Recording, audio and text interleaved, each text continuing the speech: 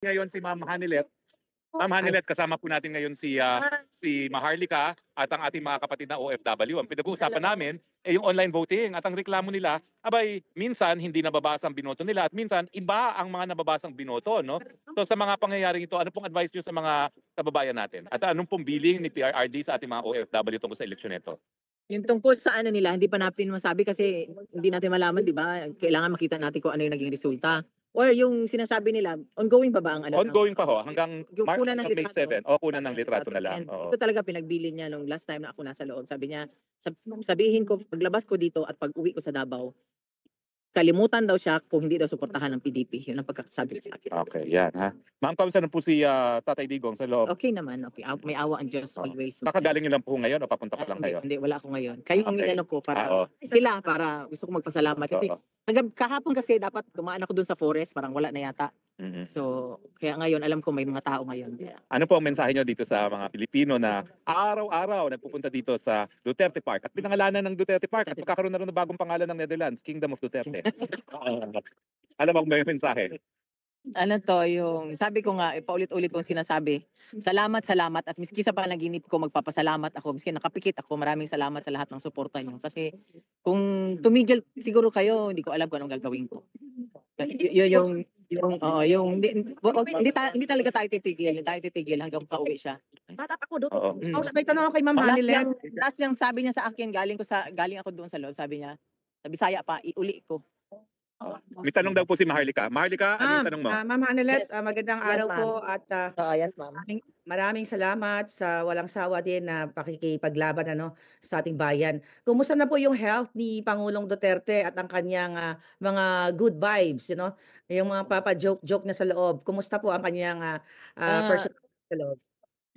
Alam mo, sa loob, sabi ng mga lahat ng mga nakakausap ko, iba-ibang guards, sabi nila, miskin na yung mga lawyers, komedyante pa rin daw, nakikipagbiruan sa kanila. At saka, ang masasabi ko lang about sa health niya, may ginagawa ang Panginoon, alam ko, may ginagawa ang Panginoon. Hindi ko na lang may detalye sa inyo, pero up to now, I find it so amazing how God has been at work. His hand is really at work. Maniwala kayo. That's why nung last time na nandito ako, gusto ko nga yung isa-isa mag-share ng prayers. Yun din ang gusto ko. Every time na nagpupunta kayo dito, sana dasal, dasal, dasal, at dasal. Wala talagang magawa ang walang imposible sa Panginoon. So, ibig sabihin positive po dahil since nakakapag-joke ang Pangulong Duterte, meaning siya po ay nasa magandang kondisyon. That's really good to know, Ma'am Hanilet. Thank you very much. Thank you. Oo. Well, habang nakipag-picture-picture muna si Ma'am Hanilet, pagpapatuloy natin ang ating talakayan, babalikan po natin si Ma'am Hanilet, pero siyempre mga kababayan natin ay mag-picture-picture muna kay Ma'am Hanilet. Okay? So, sino pa sa ating mga OFW ang gusto makipag-share ng kanilang karanasan sa online voting? Meron pa ba? Welcome, wala. Mag-i-interview naman ako dito. Ito, wow, ma'am, interviewin muna kita, no? Napakaganda niyang Free Duterte mo. Ano po pangalan niyo at taga saan po kayo?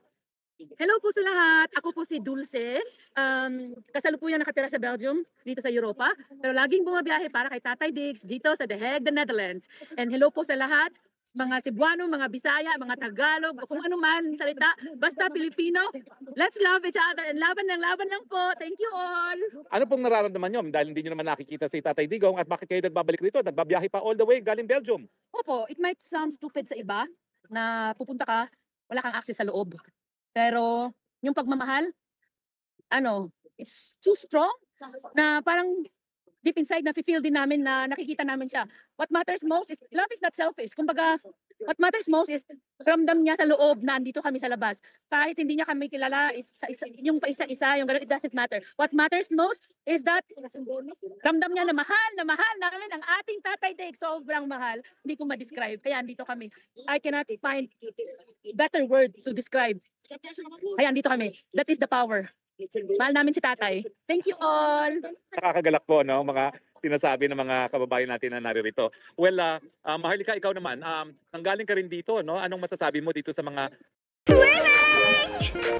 Ay, bitin? Puti pa ang Chowking halo. Mga Pilipino na hindi talaga napapagod, no? Kung saan-saang parte ng daigdig na pupunta rito. Ngayon, ang pinakamalayo ay merong Iceland na nanggaling, no? Talagang ginugol nila yung kanilang panahon kasi dito sa Europa, baliktad, holiday, Monday, hindi holiday yung Maundy Thursday at saka Good Friday, no?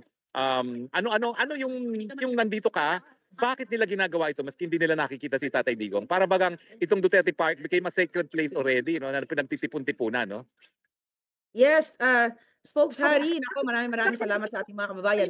The same thing nung sinabi ni Miss Belgium, ano, na pang beauty queen yung kanyang outfit. Yes. Talagang yung feeling na nandiyan ka sa The Hague ay pagpapakita, ng yung feeling na, na dumadalaw ka sa iyong ama, sa iyong kamag-anak, kahit hindi siya nakita, pero pinaparamdam mo yung pagmamahal mo sa kanya. At nakita ko yan, Spokes, nakita natin yan.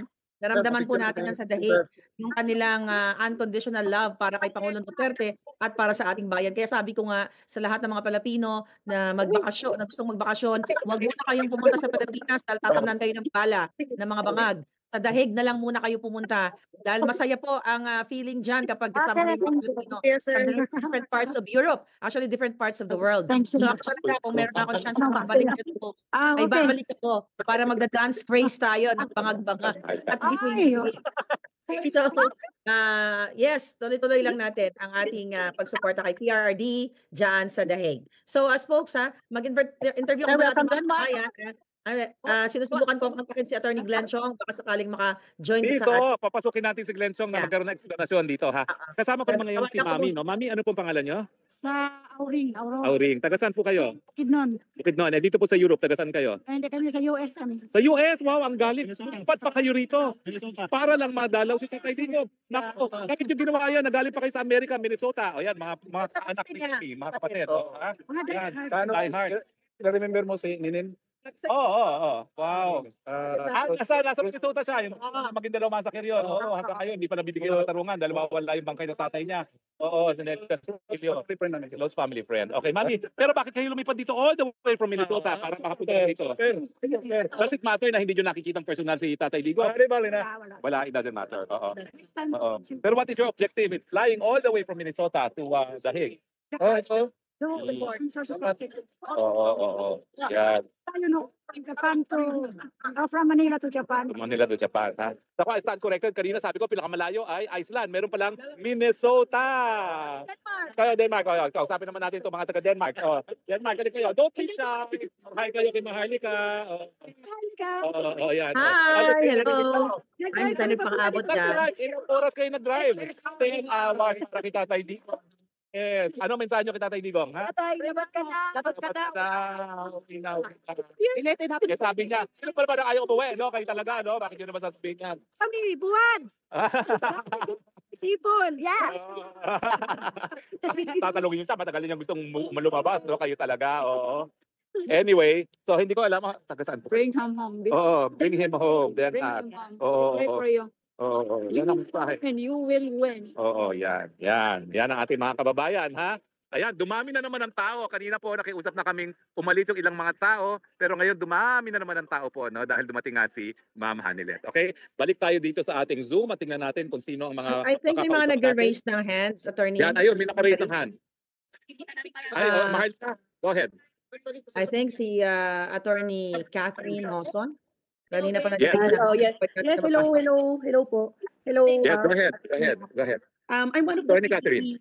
I'm one of the PDP lawyers po here in the Philippines. So, one of those things that we discussed about the online voting, sir, actually there's in the COMELEC resolution, section 34, says that illiterate voters can go online in kiosks inside the embassies. So, these illiterate voters, it could also mean daw, Noah, you choose a human over it. Witness. those who are not well-versed with the computers.